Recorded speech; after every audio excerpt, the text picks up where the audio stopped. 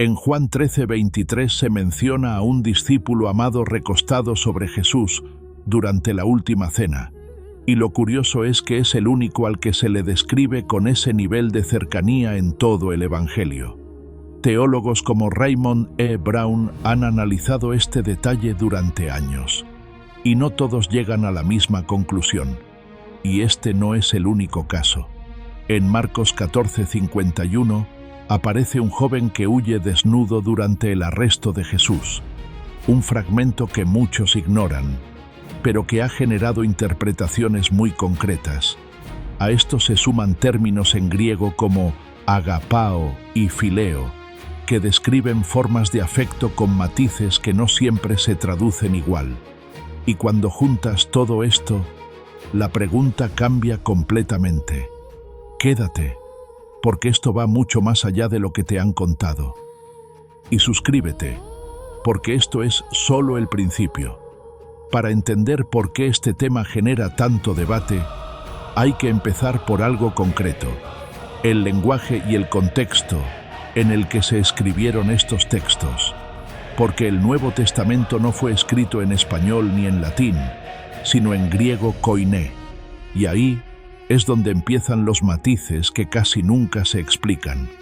Por ejemplo, en el Evangelio de Juan se utilizan dos verbos distintos para describir el amor: agapao y fileo. No significan exactamente lo mismo, y ese detalle, aunque parezca pequeño, cambia completamente cómo se pueden interpretar ciertos pasajes. En Juan 13:23, cuando se menciona al discípulo amado, el término utilizado está relacionado con una forma de afecto profundo que no siempre se traduce con precisión en versiones modernas. Y este es uno de esos puntos que rara vez se explican con claridad. Porque en Juan 21:15-17, cuando Jesús pregunta a Pedro si lo ama, se alternan ambos términos. No es casualidad. De hecho, estudiosos como Raymond E. Brown han señalado que estas diferencias lingüísticas podrían indicar matices que se pierden completamente en la traducción. Y cuando esos matices desaparecen, la interpretación cambia. A esto se suma otro elemento clave: el contexto cultural del siglo I. En el mundo grecorromano, las muestras de cercanía entre hombres, como recostarse juntos durante una comida, eran comunes en ciertos entornos, especialmente en banquetes formales. Pero aquí es donde todo se vuelve más incómodo. Porque que algo fuera común en ese contexto no significa automáticamente que todas las descripciones deban interpretarse de la misma manera. Y cuando juntas el lenguaje original, las descripciones concretas y el contexto cultural, aparece algo que no encaja del todo con la explicación más repetida. No es una afirmación directa, pero tampoco es una interpretación completamente cerrada. Y eso es exactamente lo que incomoda. Porque si el propio texto permite más de una lectura, entonces la pregunta ya no es solo qué dice, sino por qué, durante tanto tiempo, solo se ha enseñado una forma de entenderlo. Y cuando esa duda aparece, ya no es tan fácil ignorarla. Si avanzamos un poco más en los textos, hay otros fragmentos que resultan aún más llamativos cuando se analizan con detalle. Uno de los más citados aparece de nuevo en el Evangelio de Juan. En Juan 19:26-27, justo en el momento de la crucifixión, Jesús se dirige a su madre y al llamado discípulo amado, y le dice: «Mujer, ahí tienes a tu hijo», y al discípulo: «Ahí tienes a tu madre», y añade algo que suele pasar desapercibido: «Desde ese momento, el discípulo la acogió en su casa». Este detalle no es menor, porque en el contexto del siglo I, encomendar a tu madre a alguien implicaba un nivel de confianza y cercanía extraordinario. No era una decisión simbólica sin más, era algo profundamente personal.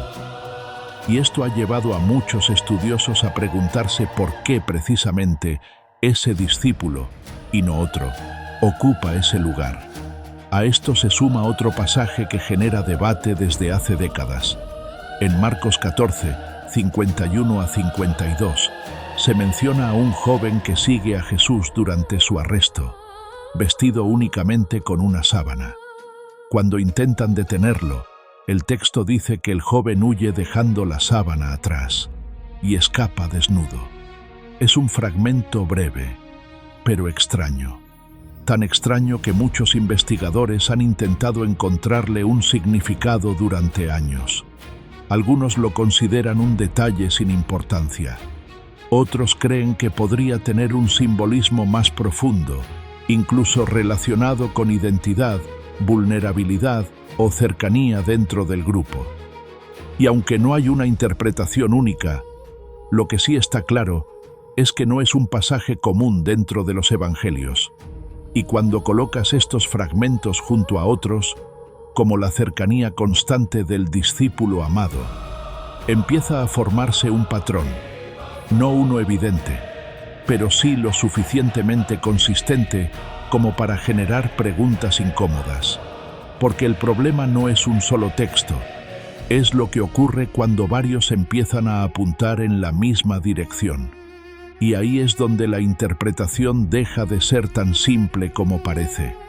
Quédate, porque ahora es donde esto se vuelve incómodo de verdad. Y suscríbete, porque esto no se suele explicar así. A partir de aquí, el análisis deja de centrarse solo en los textos y pasa a cómo se han interpretado a lo largo del tiempo. Porque lo que hemos visto hasta ahora no es algo nuevo. De hecho, ya en el siglo XX, estudiosos como Morton Smith plantearon hipótesis que generaron una enorme polémica. En su investigación sobre el llamado Evangelio secreto de Marcos, Smith sugirió que ciertos textos podrían contener referencias simbólicas a relaciones más cercanas de lo que tradicionalmente se ha aceptado. Su propuesta fue muy criticada, pero también abrió una línea de debate que nunca llegó a cerrarse del todo. A esto se suman otros investigadores que han analizado el papel del discípulo amado en el Evangelio de Juan. Algunos lo identifican con Juan, otros con Lázaro. Pero lo relevante no es solo su identidad, sino cómo se describe su relación con Jesús. Porque en varios pasajes, como Juan 11:3 y Juan 20:2, se insiste en esa cercanía de forma reiterada. Y cuando un mismo patrón aparece varias veces en el texto, deja de ser casualidad.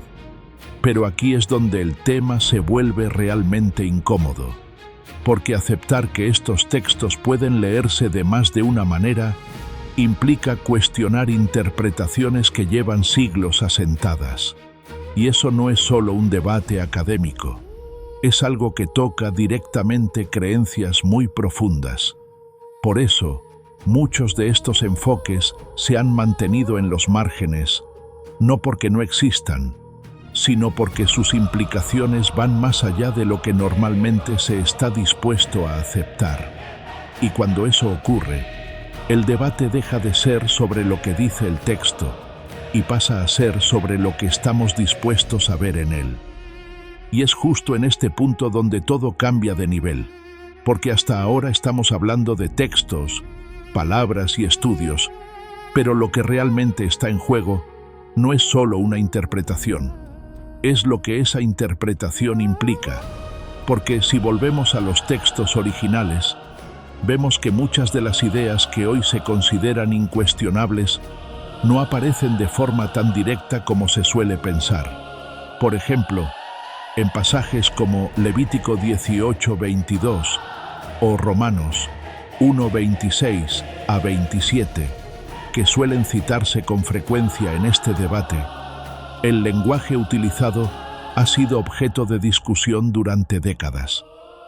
En el caso del Levítico, el término hebreo original y su contexto cultural están vinculados a normas específicas de pureza ritual dentro del pueblo de Israel, no necesariamente a una condena universal en el sentido moderno. Y en Romanos, Cuando Pablo escribe sobre comportamientos contra naturaleza, algunos estudiosos señalan que el contexto está más relacionado con prácticas excesivas o rituales paganos que con una orientación como se entiende hoy. Entre quienes han analizado estos textos desde esta perspectiva se encuentran autores como John Boswell, historiador de la Universidad de Yale, que defendió que muchas de estas interpretaciones han sido influenciadas por traducciones posteriores más que por el significado original.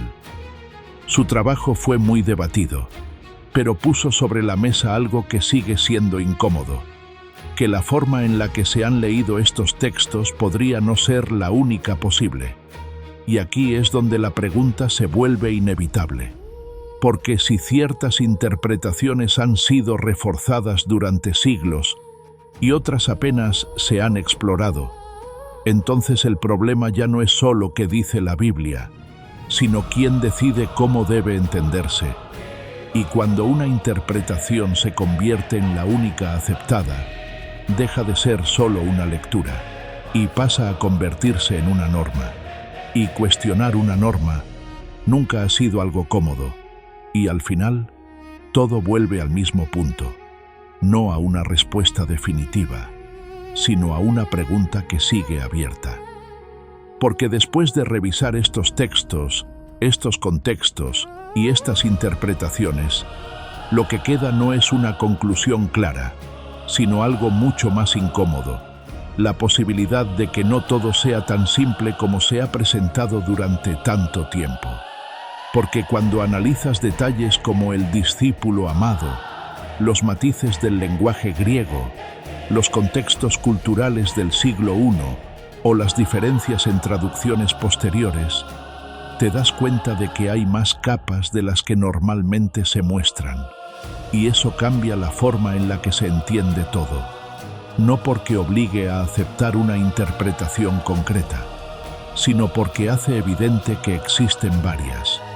Y cuando existen varias interpretaciones posibles, elegir una como la única válida deja de ser algo neutral. Pasa a ser una decisión. Y esa es la parte que casi nunca se menciona, porque durante siglos muchas de estas lecturas se han transmitido como verdades cerradas, sin mostrar las dudas, los matices o los debates que siempre han existido alrededor de ellas. Y cuando eso ocurre, el problema no es solo lo que se enseña, sino lo que se deja fuera, porque lo que no se menciona también influye en cómo se entiende la historia. Y quizás ahí está la clave de todo esto, no en demostrar algo concreto, sino en entender por qué ciertas preguntas nunca han sido fáciles de hacer. Porque cuando una pregunta incomoda lo suficiente, no desaparece, se evita. Y cuando se evita durante demasiado tiempo, vuelve una y otra vez, cada vez con más fuerza. Y tal vez, ese es el motivo por el que este tema sigue generando debate hoy. No porque tenga una respuesta clara, sino porque nunca se ha terminado de explorar completamente. Suscríbete, porque hay mucho más que no se está contando.